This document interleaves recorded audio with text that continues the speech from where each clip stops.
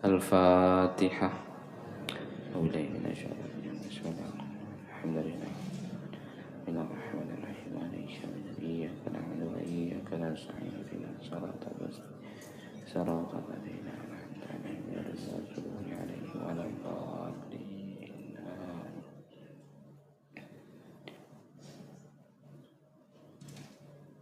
نحمد الله الذي علم بالقلم علم الإنسان ما لم يعلم نصلي ونسلم على من أنزل إليه القرآن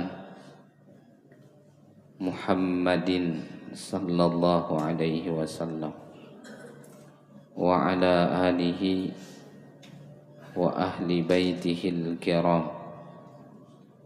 رب اشرح لي صدري ويسر لي أمري wahlul 'uqdatam min lisani yafqahu qawli, amma ba'd. Bapak Ibu jamaah salat subuh yang dirahmati oleh Allah Subhanahu wa taala, sebagaimana biasanya sebelum kita mulai, mari kita sama-sama berniat atau memperbaharui niat kita untuk duduk i'tikaf dalam masjid ini. Bismillahirrahmanirrahim. Nawaitu an a'takifa fi hadzal masjid sunnatan lillahi ta'ala. Di dalam hati masing-masing sengaja saya niat i'tikaf dalam masjid ini sunnah karena Allah Ta'ala.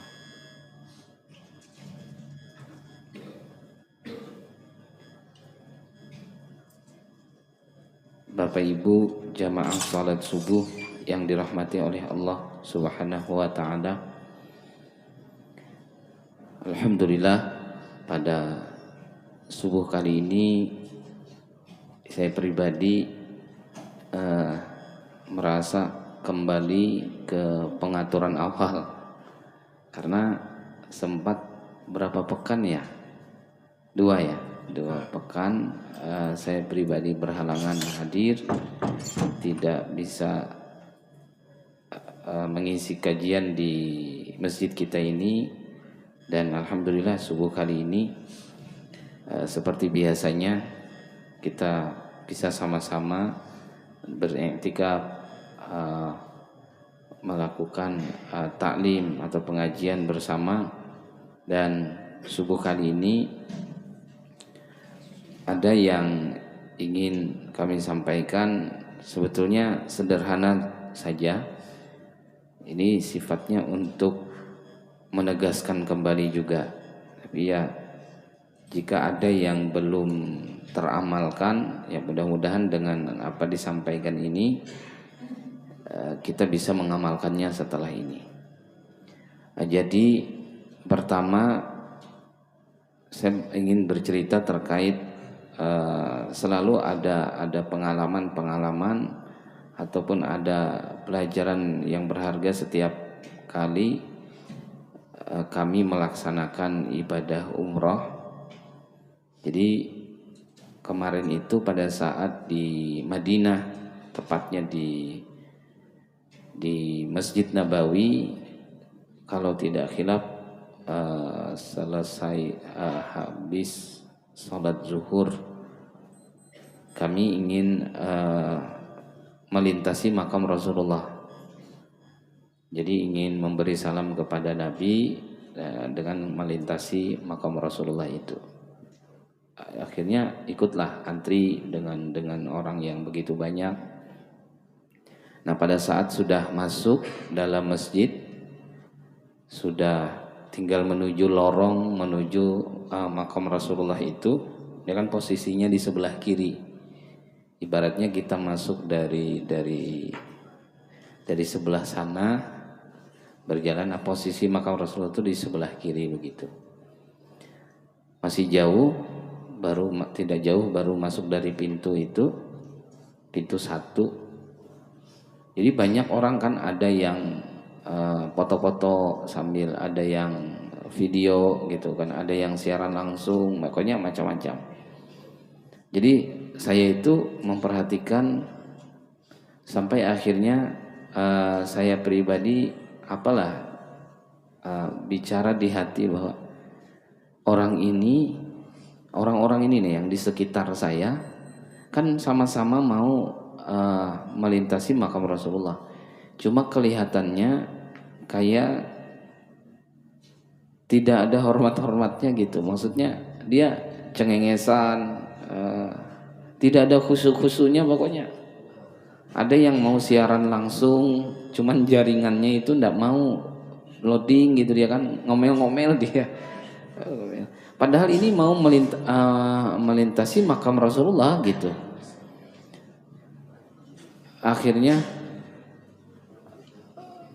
saya sempat berpikir, tadi bahasa kitanya, orang-orang ini loh mau melintasi makam Rasulullah kayak tidak ada sopan-sopannya gitu. Jadi terus jalan. Kan di sebelah kiri itu sebelum makam Rasulullah itu kan raudhah. Nah, raudhah Jawan kan ditutup, tidak boleh masuk dari situ. Lalu di atas sebelum raudhah itu kan ada tulisan kayak gitu, nah bentuk-bentuk begini, lalu ada tulisannya kan. Tulisannya itu yang membuat saya tiba-tiba langsung berubah cara berpikir melihat orang-orang ini.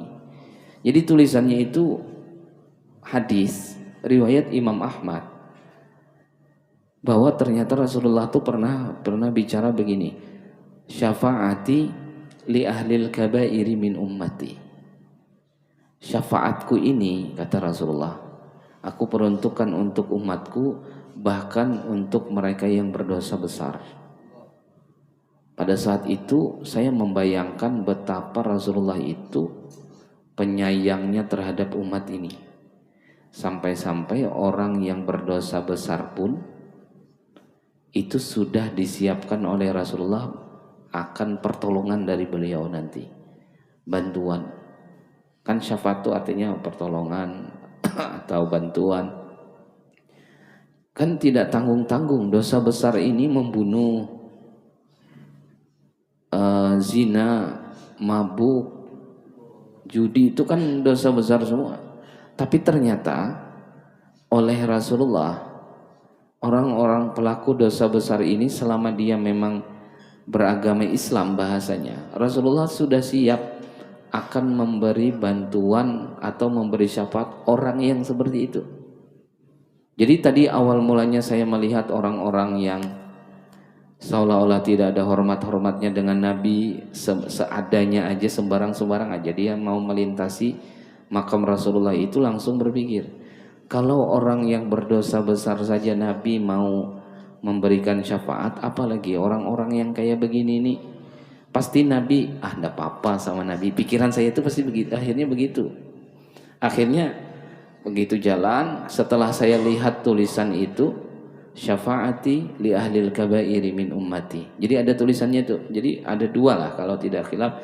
Satu tulisan itu, yang satunya itu ma baina baiti wa mimbari raudhatum min riyadil jannah. Antara rumahku dan mimbarku adalah taman-taman di antara taman-taman surga. Nah, itu dua tulisan yang ada di atas tuh. Ketika kita mau masuk ke raudhah dengan posisi lewat depan itu.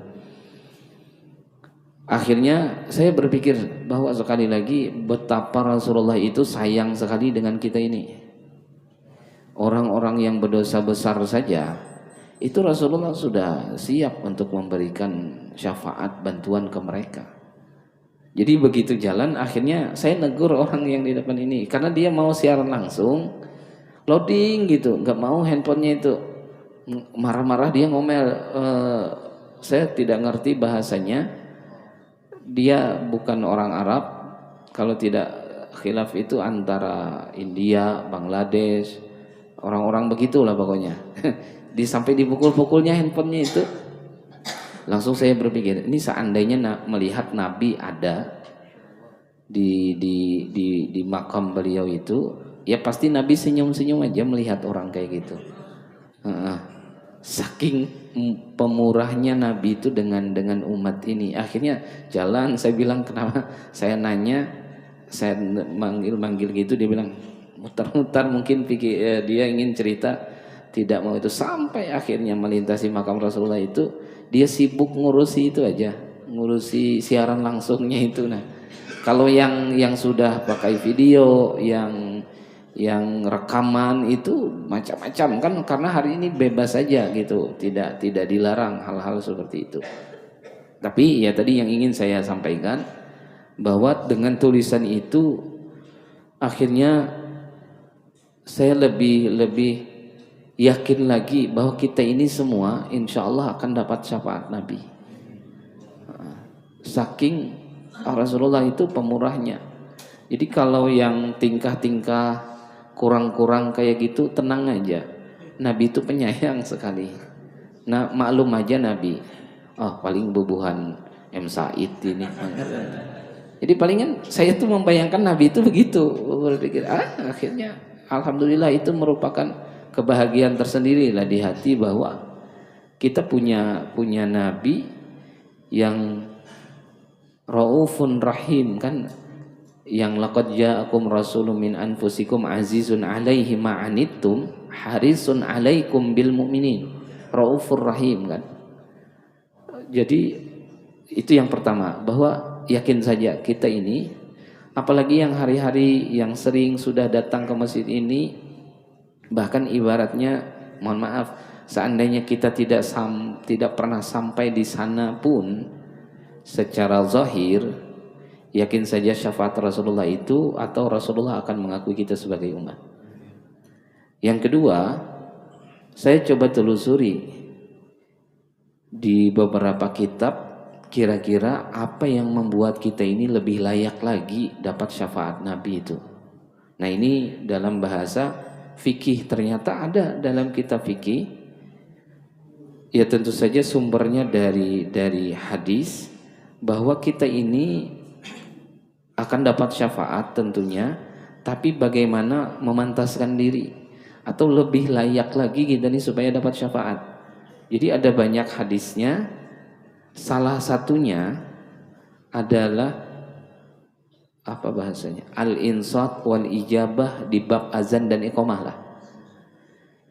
Orang azan ataupun iqamah dengarkan dengan baik, dengan seksama, kemudian jawab azan itu, maka di ujung hadis Rasulullah ketika yang seperti itu, halat lahu syafa'ah, orang ini lebih berhak lagi untuk dapat syafaat.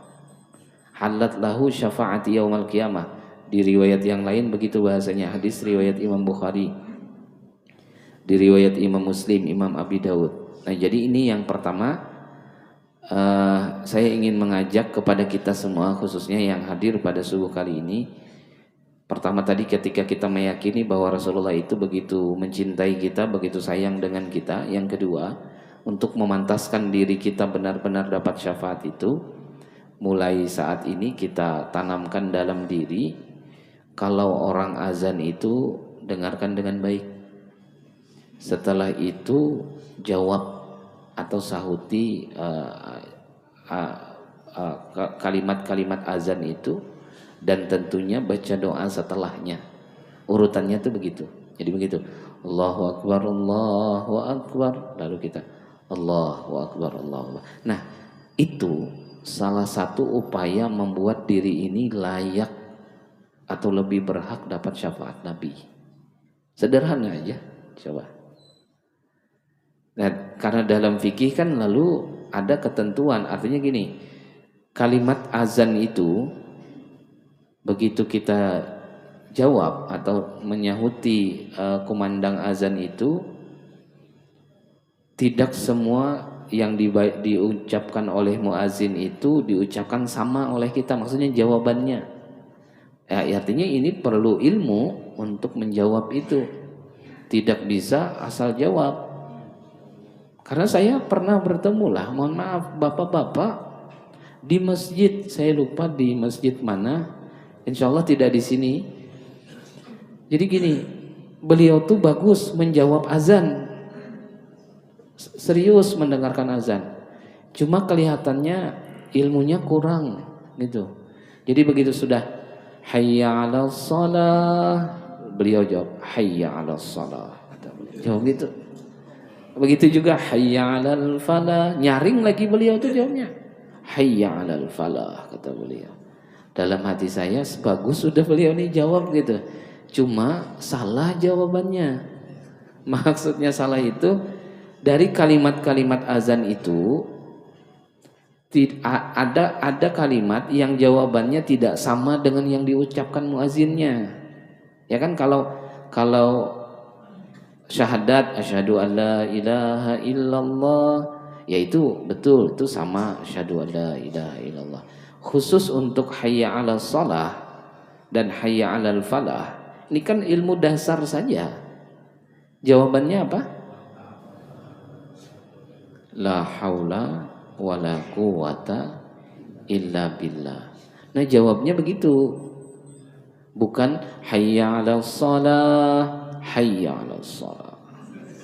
Ini semangat tapi tidak berilmu gitu. Tapi mendinglah beliau tuh serius menyimak kemudian menjawab. Jadi subuh kali ini mohon maaf yang kebetulan belum tahu, ya jawabannya adalah la haula wala quwata illa billah. Karena kalau secara maknanya gini dia kan, hayya 'alas shalah, ayo mari kita melaksanakan salat. Kan tidak mungkin bisa menjalani salat ini atau melakukan salat itu kecuali dengan kehendak ataupun kekuatan yang Allah berikan. Makanya kalimatnya la haula wala quwata illa billah. Hayya 'alal falah, mari kita menuju kemenangan atau menggapai kemenangan tersebut. Tidak mungkin kita bisa meraih kemenangan itu kecuali Allah izinkan atau Allah beri kekuatan bisa menggapainya. Makanya kalimatnya la haula wala quwata illa billah. Sisanya sama aja. Maksudnya kalimat-kalimat azan itu dua kalimat itu aja yang berbeda. Jadi bila bisa dengarkan lalu dijawab kemudian baca doa, halat lahu syafaati, kata Rasulullah.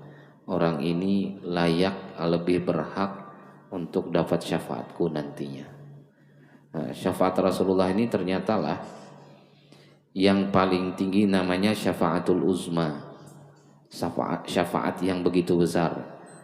Saking hebatnya Nabi ini, syafaat paling besar Nabi ini ternyata tidak hanya untuk umat beliau, tapi untuk semua umat manusia mulai zaman Nabi Adam. Umat-umat itu nanti tepatnya di padang mahsyar. Pada saat itu semuanya akan dapat syafaat Nabi, khusus dari Nabi Muhammad, disebut dengan syafaatul uzma namanya. Jadi kalau umat-umat yang dahulu itu masih ada yang kurang atau banyak hal-hal buruk, masih ada bantuan dari Nabi khusus. Itu yang disebut dengan syafaatul uzma. Lalu ada syafaat khusus kepada umat ini, kepada kita. Ya, dia dalam rangka macam-macam. Ada orang yang amalannya tuh mirip, hampir sama antara kebaikan dengan keburukan. Jadi kalau dalam hitung-hitungan yaumul hisab atau bahasa tulisannya itu, pahalanya dengan dosanya sama. Kenapa? Karena sholat subuh berjamaah ke masjid tapi pulangnya bawa sandal orang. Tuh dua kan langsung dapat pahala iya, dapat dosa iya, itu kan satu kali jalan dua gitu. Jadi begitu ditimbang ternyata keburukan dengan kebaikannya ini berimbang. Nah, orang kayak gitu sangat perlu sekali syafaat Nabi. Begitu diberi syafaat, kebaikannya akan lebih banyak, maka dia jadi orang selamat. Ada orang yang dihukumi dosa besar, jadi dia akan dimasukkan ke neraka. Begitu dapat syafaat Nabi, dengan dosa besarnya ini seharusnya dia disiksa di neraka dalam hitungan yang cukup lama atau cukup berat. Dengan syafaat itu nanti meringankan. Makanya syafaat itu ada yang sifatnya meringankan siksaan, ada yang memindahkan dari neraka ke surga, ada yang sudah di surga dapat syafaat juga untuk menaikkan derajatnya. Jadi dahsyat sekali ketika dapat syafaat itu. Kan nanti hadisnya di riwayat Bukhari, hanya Nabi yang punya kesempatan bisa bantu seperti itu, Nabi Muhammad ya. Alhamdulillah kita orang yang tidak bertemu secara langsung, tidak hidup sezaman, tapi kita benar-benar meyakini dan percaya kepada beliau, dan itu menjadi syarat lah khusus ya, dapat selain syafaatul uzma itu syaratnya meyakini Allah sebagai Tuhan kita, yang kedua meyakini sepenuhnya Nabi Muhammad itu adalah utusan Allah. Jadi ya mudah-mudahan di hati kita benar-benar meyakini, apalagi nanti malam ya ada kegiatan Maulid Nabi, ya mudah-mudahan dengan kegiatan-kegiatan itu atau kita berhadir dalam kegiatan itu, hati kita semakin percaya, semakin yakin tentang baginda Rasulullah, dan kita berharap ya tentu syafaat beliau tentunya. Meskipun di sisi lain berita gembiranya tadi saya di awal sampaikan, kalau Nabi itu dengan kita tidak diragukan lagi sudah.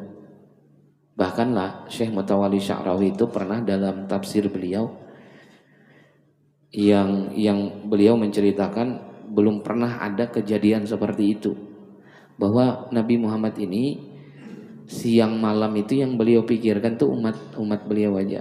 Ibaratnya uring-uringan kehidupan beliau tuh nah, gara-gara memikirkan umat ini. Akhirnya kan Allah melihat hal itu, mengetahui itu, sampai akhirnya Allah memberikan penawaran. Apa tawaran Allah? Wahai Muhammad, engkau ini memikirkan umatmu siang malam, membuat dirimu, bahasa kitanya uring-uringan begitu. Bagaimana kalau gini saja sudah, khusus untuk umatmu aku serahkan sepenuhnya urusan umatmu ini kepada engkau, jadi terserah engkau aja lagi kalau engkau selalu memikirkan umatmu itu.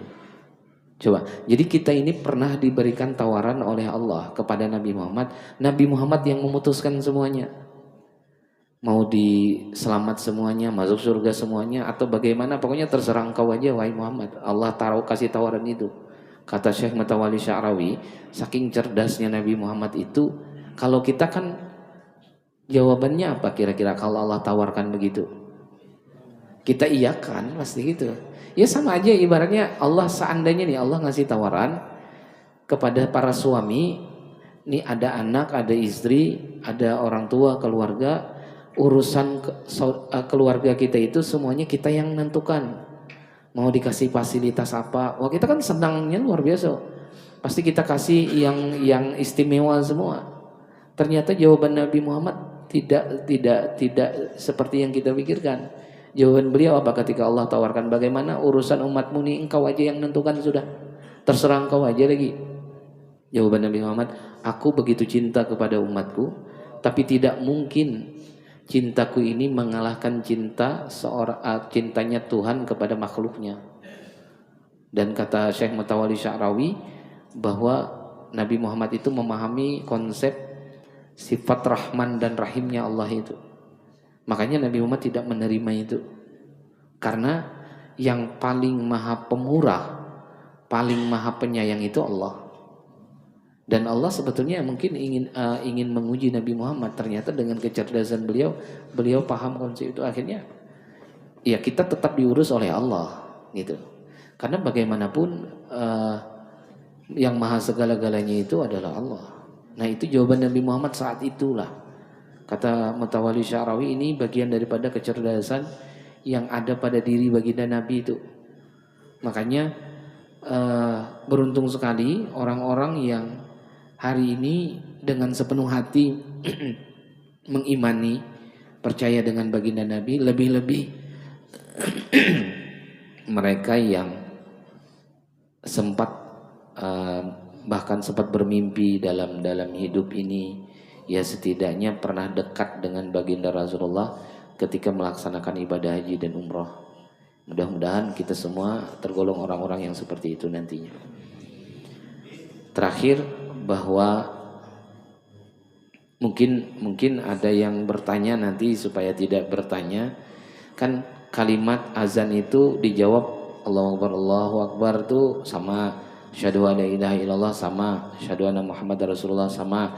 Yang beda hayya 'alas shalah, hayya 'alal falah. Allahu Akbarnya sama, la ilaha illallahnya itu sama. Lalu bagaimana dengan sholat subuh? Sholat subuh ini kan ada tambahan. Ada tambahan di mana as-salatu khairum minan naum. Apakah dijawab? Nah, ini kalau tidak tahu nanti jawabannya begitu tuh.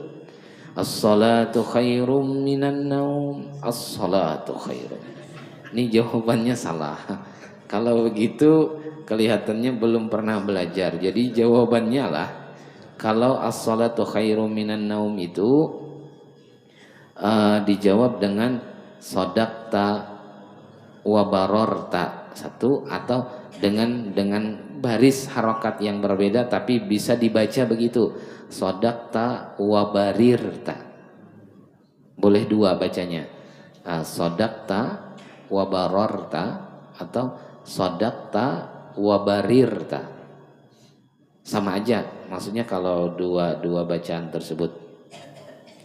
Sambungannya lebih sempurna, sodakta wa bararta wa ana ala dzalika minasyahidin. Hafalkah kira-kira? Kayak tidak meyakinkan itu. Berarti ini tugas kita gitu. Nah, artinya kan dalam rangka ingin lebih baik, ya setelah ini mudah-mudahan ketemu tulisan itu dihafalkan. Sama tadi satulah, doa setelah azan, ya kan, habis selesai azannya lalu Allahumma rabba hadhihi da'wati tammah. Itu perlu juga dihafal. Wajibkah? Tidak, tapi tadi orang yang jawab azan baca doa setelah azan, berarti orang-orang yang harus hafal. Halat lahu syafaati. Orang ini sangat berhak sekali untuk dapat syafaatku, kata Nabi. Nah, jadi motivasinya supaya dapat lebih berhak, layak dapat syafaat, yang belum hafal dihafalkan. Dan lebih penting lagi adalah orang azan sudah bangun. Ya kan, bagaimana mau menjawab azan orangnya guring masih. Khususnya yang subuh. Tenang aja, saya ndak hafal, ndak apa-apa. Kenapa? Karena saya ndak pernah juga dengar as-salatu khairum minan naum. Kenapa? Karena masih tidur. Nah, jadi perlu juga sekali-sekali itu, maksudnya azan tuh lebih awal mempersiapkan diri, lalu mendengar azan sepenuhnya dari awal hingga akhir. Pada intinya kita yang ingin kebaikan-kebaikan itu ya mudah-mudahan bisa diusahakan. Jadi Allahumma rabb hadhihi da'wati tammah itu juga mudah-mudahan sudah hafal. Kalau belum hafal ya mudah-mudahan bisa ditelusuri, dicari dari mana tulisannya, seperti apa tulisannya, lalu dihafalkan. Dengan usia saat ini ya 2 minggu lah menghafal. Ya faktor U sudah kan 2 minggu menghafalnya. Kalau sudah hafal ya tinggal diyakini aja bahwa kita ini kadang ilmunya sudah ada, tinggal pengamalan ini gitu. Nah, yang kemudian sering terlewati karena keseringan sudah mendengar azan, biasa sekali, sehingga kayak dibiarkan gitu. Ini bukan dari hadis lah, bukan dari hadis, sifatnya tajribah. Tajribah itu apa namanya? Pengalaman para ulama. Jadi ada beberapa ungkapan para ulama, orang yang orangnya ini tidak tidur, terjaga, azan berkumandang, lalu dia tetap berbaring, tidak bangun dari tidur dari tempatnya berbaring itu, jadi tetap berbaring, padahal orang azan nih dan dia mendengar. Dari hasil pengalaman para ulama, orang seperti ini ketika meninggal dunia jasadnya itu menjadi beban. Artinya apa? Kalau ditandu itu berat sekali. Padahal orangnya kecil aja. Apalagi orangnya memang gemuk duluan. Tambah berat tuh. Jadi kalau bapak-bapak yang pernah ngangkat mayat, ada terasa berat, itu kemungkinan orang itu jarang bangun pas azan. Kemungkinannya. Makanya tadi ini bukan dari hadis secara khusus menyebut itu, tapi ini dari hasil ulama itu coba memahami apa yang salah dari orang-orang yang begitu. Ternyata diyakini bahwa ini kebiasaan buruk yang pernah dilakukan orang-orang tersebut. Makanya ini jadi pengingat bagi kita semua, ibu-ibu pas di rumah lagi istirahat, lagi berbaring, pas orang azan bangun aja dulu. Bangun dulu, duduk dulu. Duduk aja. Habis orang azan baru berbaring lagi. Ya terserah aja itu urusan masing-masing, tapi setidaknya pas azannya sudah bangun gitu nah. Sudah duduk. Jadi ya jujur saya pribadi semenjak kami diajarkan itu dari dulu lah. Saya pribadi di rumah kami punya peraturan, seluruh orang rumah itu wajib bangun, wajib duduk kalau azan berkumandang. Urusan habis itu sholat atau tidak itu kan teknis lagi, lain lagi. Tapi pada intinya kami di rumah itu bila orang azan yang sedang berbaring itu wajib dibangunkan. Jadi duduk dulu, duduk aja. Meskipun anak-anak itu kan karena kadang dia sambil ngantuk dibangunkan, dia tidur lagi sambil duduk. Tapi sudah duduk gitu nah. Sudah duduk. Nah, setidaknya itu untuk membiasakan diri dulu. Ya mudah-mudahan kita semua bisa. Besok-besok pokoknya pas lagi berbaring orang azan bangun aja dulu. Jika tidak nanti pas meninggal itu jadi beban orang yang angkat. Susah betul diangkat, ngomel-ngomel tuh yang nandu tuh. Beratnya orang ini, perasaan orangnya ndak juga gemuk-gemuk. Kecil aja orangnya. Itu keseringan berbaring orang azan ya itu. Jadi ya mudah-mudahan tidak jadi beban gitu nah, bagian daripada yang bisa kita lakukan. Baik, mungkin itu sebagai pengantarnya. Seperti biasa silahkan kepada jamaah, bapak atau ibu ada yang ingin ditanyakan terlebih dahulu terkait pembahasan kita tadi, atau mungkin beberapa hal lainnya. Panggi, silahkan bapak. Ya Ustaz. Assalamualaikum warahmatullahi wabarakatuh. Waalaikumsalam. Ustadz, ini kan tadi cerita masalah syafaat Rasul ya. Artinya memang kita harapkan itu saja gitu loh. Ya, kemudian kemarin kan sempat jamaah ini tanya sholawat, masalah sholawatnya. Kan salah satu cara yang paling mudah kita beribadah itu sebenarnya kan sholawat. Mau bagaimanapun juga Allah sudah menjamin sholawat kita diterima gitu kan. Dalam keadaan apapun. Nah, sebetulnya Ustadz mohon maaf, kalau sholawat itu kan banyak ya kita baca, kita lihat di YouTube maupun di manapun itu kan ada bermacam-macam sholawat. Sebetulnya seperti itu seperti apa Ustadz? Apakah kemudian misal kita yang sering misalkan sholat fatih, munziat dan sebagainya. Sebetulnya yang diajarkan yang paling mudah untuk kita itu seperti apa? Apakah cukup sholawat Jibril, apa sholawat Ibrahimiyah dan sebagainya? Itu yang kira-kira mana pahalanya yang lebih besar Ustadz? Itu yang pertama. Yang kedua masalah kemudian amalan kita saat azan. Pada saat kita mendengar asyhadu alla ilaha illallah asyhadu anna muhammadar rasulullah, kita disunahkan untuk mengusap mata ya, agar kita terhindar dari apa istilahnya penyakit mata saat tua dan sebagainya. Itu seperti apa? Mohon maaf, mungkin bisa disampaikan ke jamaah kita agar manfaatnya untuk kita semua lebih besar lagi. Assalamualaikum warahmatullahi wabarakatuh. Baik, jadi memang salah satu amalan yang juga untuk memantaskan diri ini mendapat syafaat dari baginda Rasulullah adalah dengan memperbanyak salawat yang dibaca. Dan salawat ini sigatnya atau seperti apa persisnya salawat itu, sigatnya banyak sekali. Sallallahu ala Muhammad itu salawat. Allahumma salli ala Muhammad itu juga salawat. Atau Allahumma salli ala Sayyidina yang menggunakan kata Sayyidina juga salawat. Lalu tadi ada salawat Ibrahimiyah, salawat Fatih, dan beberapa salawat Nariyah, jenis-jenis semua salawat itu. Kalau ditanya mana salawat yang kemudian lebih utama. Kalau secara teks hadis memang salawatnya Allahumma sholli ala Muhammad itu dari teks hadis, atau yang salawat Jibril itu sallallahu ala Muhammad itu teksnya dari hadis semua. Hanya saja ulama sepakat bahwa memuji Nabi itu atau bahasanya bersalawat kepada Nabi itu tidak terbatas dengan yang Nabi kasih tahu. Semakin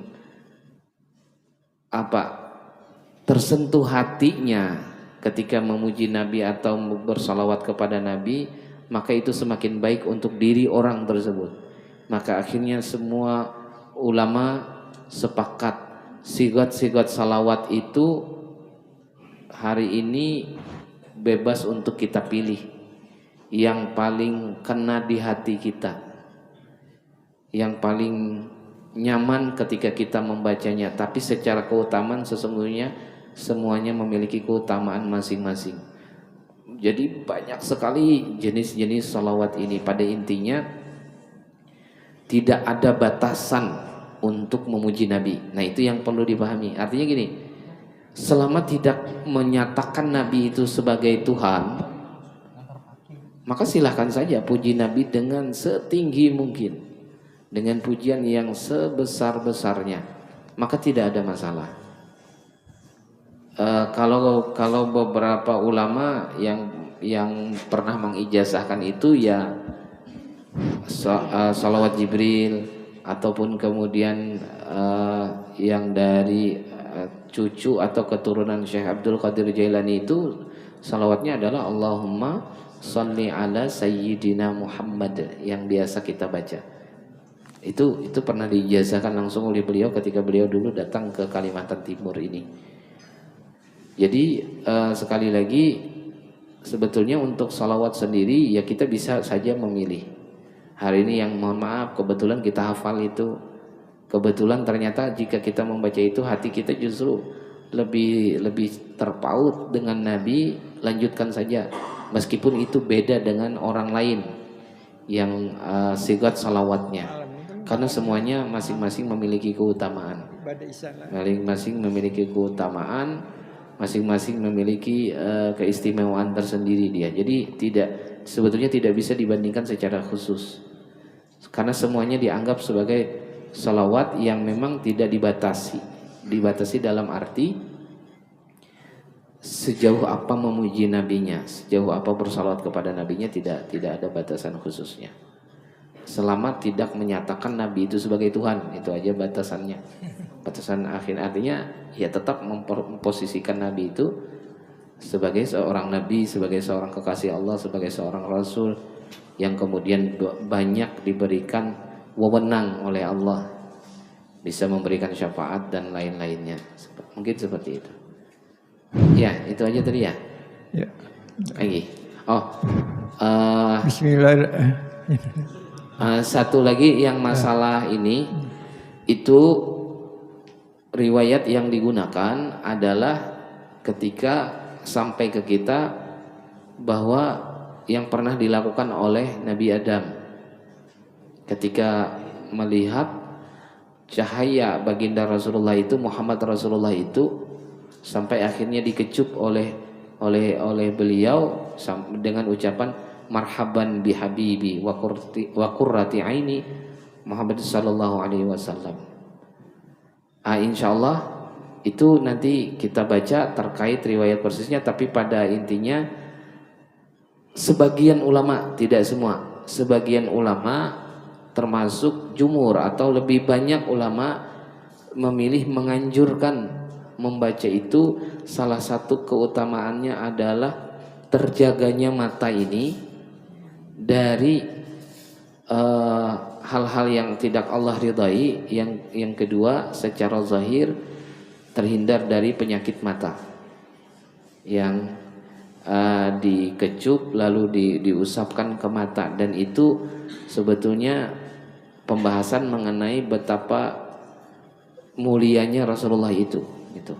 Nah, insya Allah nanti kita mungkin kita baca sepenuhnya riwayat itu dan seperti apa pandangan ulama mengenai menganjurkan itu. Jadi sementara ini mohon maaf yang sudah terbiasa, yang hafal lanjutkan dulu, silahkan saja itu.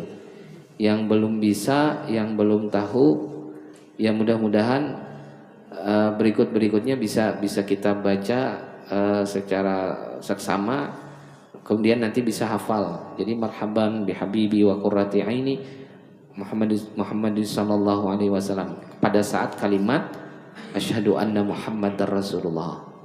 Orang azan maksudnya itu. Lalu dikecup, lalu diusapkan ke matanya. Mungkin sederhananya seperti itu dulu. Baik, Bapak silakan. Ya. Bismillahirrahmanirrahim. Ini pertanyaan mengenai selawat. Sebenarnya ini pendapat saya aja Bang ini. Itu selawat itu apa termasuk zikirullah? Karena tiap-tiap membaca selawat selalu menyebut nama Allah. Apa jadi selawat itu apa termasuk zikirullah gitu nah? Ya terima kasih. Assalamualaikum. Waalaikumsalam. Iya. Jawabannya iya. Betul, jawabannya iya. Karena gini, zikir itu artinya mengingat atau menyebut. Zikir itu artinya mengingat atau menyebut, maksudnya mengingat atau menyebut Allah, ya disebut zikrullah tadi.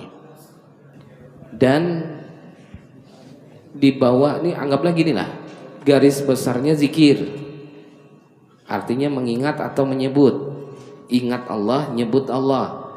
Di bawahnya masuk kategori zikir itu orang bilang subhanallah, itu masuk zikir. Orang bilang alhamdulillah, itu masuk zikir. Orang bilang la ilaha illallah, zikir.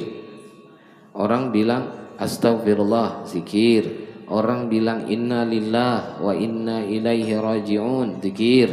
Orang bilang Allahumma ya Allah salli ala sayyidina Muhammad, berikan kesejahteraan kepada baginda Nabi, juga zikir. Jawabannya iya, benar. Jadi apapun yang kemudian sifatnya ingat kepada Allah atau menyebut lafaz Allah, maka itu masuk kategori zikir.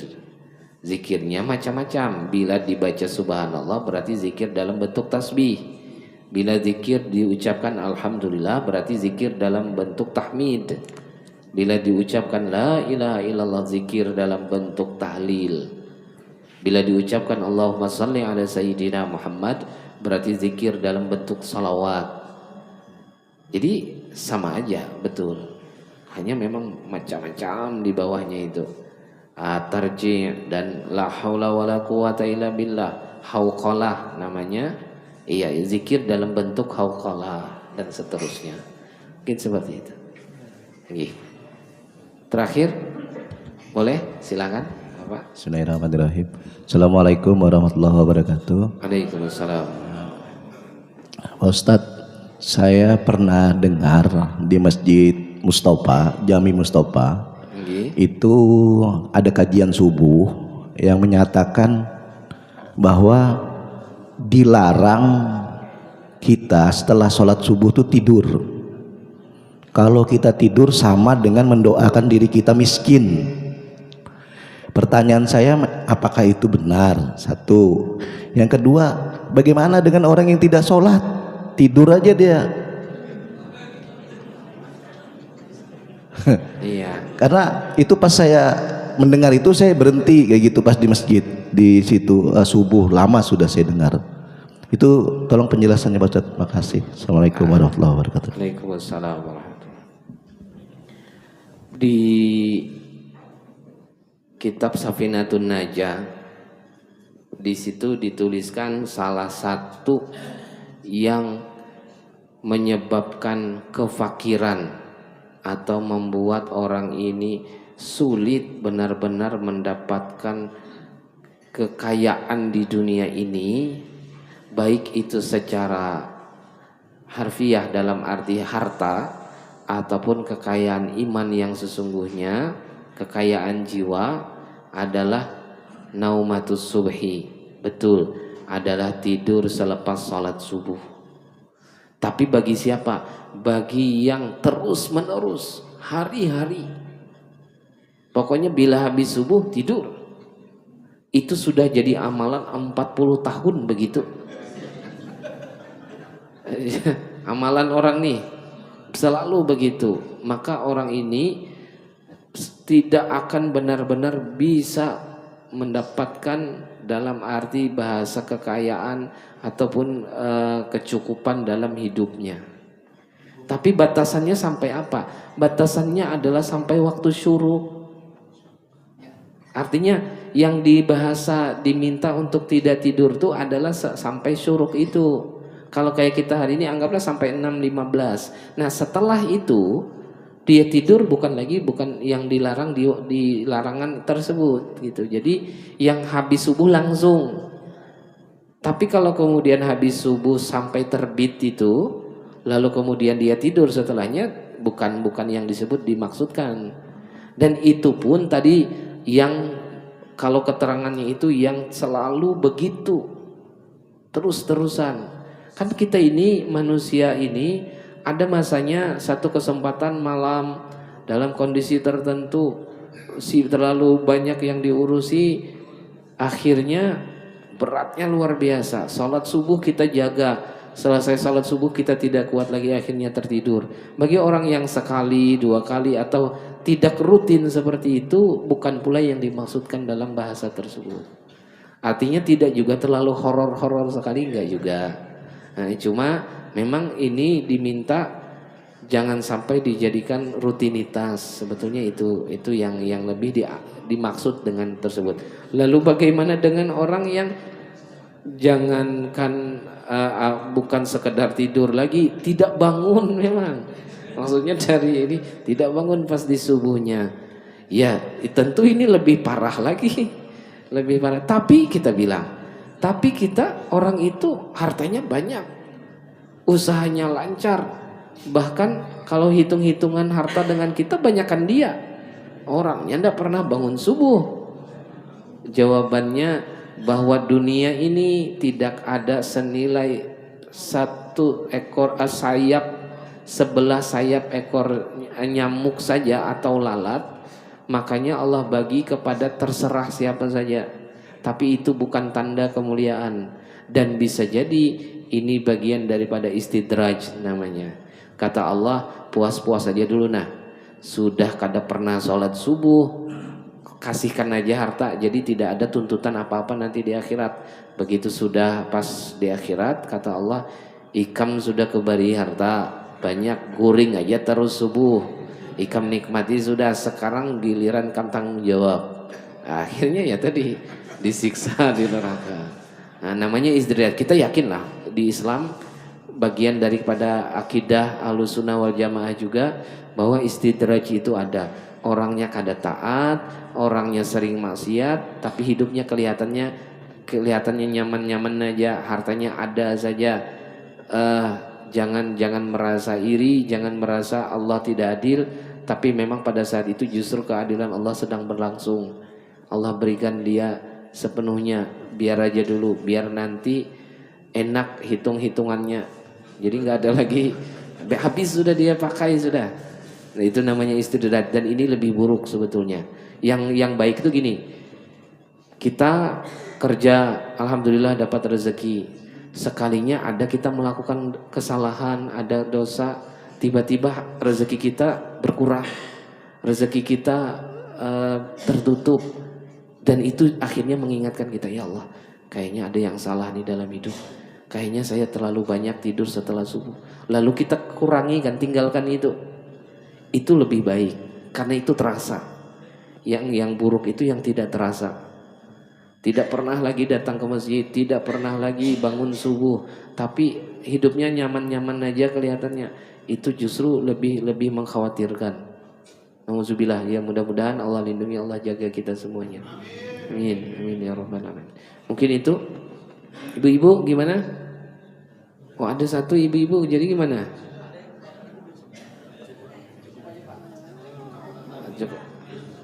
Nggih.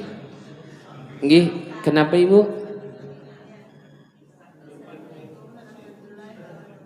Waalaikumsalam warahmatullahi wabarakatuh. Nggih. Pokoknya ibunya ngangkat-ngangkat tangan. Gini Ustadz, ketika kita sedang berada di toilet, ketika mau buang hajat, tiba-tiba terdengar suara adzan. Apakah kita wajib menjawabnya Ustadz? Dalam toilet itu. Betul. Terima kasih. Bila lagi di kamar kecil, pas kebetulan orang azan atau mendengar azan, maka apakah kita masih diminta menyahut tadi? Jawabannya tidak. Jawabannya tidak, tapi tugas kita adalah segera menyelesaikan tugas di dalam itu biar cepat keluar. Jadi jangan dijawab lagi, cukup sudah sebatas mendengar aja. Kebetulan nih misalnya rumah tidak jauh dari sini atau di sebelah sini. Kenapakah begitu orang azan baru masuk ke WC? Jadi dari WC itu mendengari azan. Hayya 'alas shalah, la haula. Ini tentu tidak layak, tidak tepat. Jadi enggak nyawab Bu ya. Tidak menjawab ketika di kamar kecil. Tapi tugasnya adalah selesaikan. Bahkan inilah termasuk salam. Kan salam tidak dijawab. Menjawab salam itu loh wajib. Kita lagi di kamar kecil, kebetulan ada orang mengucapkan assalamualaikum, kita dengar tuh. Wajibkah menjawab? Tidak lagi wajib. Cukup diam aja. Palingan kasih isyarat aja. Bahkan bicara saja hukumnya makruh. Di dalam kamar kecil itu bicara aja makruh. Apalagi sampai kemudian melafazkan mengucapkan lafaz Allah, menjawab azan, menjawab salam itu ya tidak. Itu seperti itu. Allah taala a'lam bishawab. Mudah-mudahan ada manfaatnya. Mohon maaf atas segala kekurangan dan mohon maaf pula Bapak-bapak mungkin ada yang tidak sempat untuk bertanya. Mudah-mudahan di kesempatan berikutnya Allah beri kesempatan kembali kepada kita untuk terus melakukan ketaatan dan kebaikan ini, dan semoga Allah ridha terhadap amalan yang kita jalani tersebut. Amin, amin ya rabbal alamin. Insyaallah kita baca doa selepas dari salat isyraq. Kita tutup dengan doa kafaratul majlis. Subhanakallahumma wa bihamdika asyhadu an la ilaha illa anta astaghfiruka wa atubu ilaik. Wassalamualaikum warahmatullahi wabarakatuh.